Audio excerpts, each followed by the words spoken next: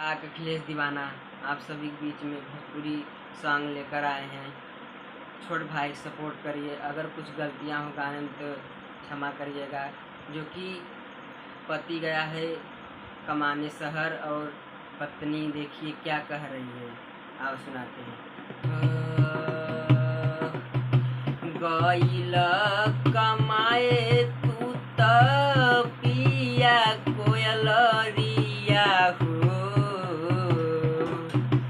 गइल कमाए तू त पिया कोयलरिया हो, सुनी क के गइल बाड़, सुनी क के गइल बाड़ पिया से जरिया हो, सुनी क के गइल बाड़ पिया से जरिया हो।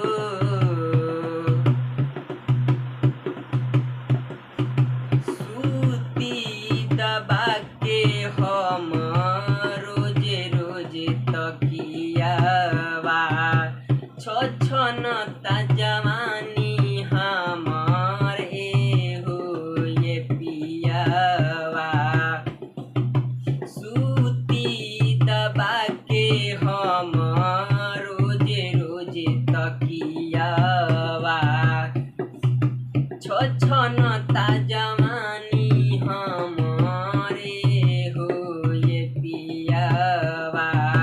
मजा मारे के तरहे उमरिया हो, मजा मारे के तरहे उमरिया हो, सुनी क के गइल बाड़, सुनी क के गइल बाड़ पिया से जरिया हो, सुनी क के गइल बाड़।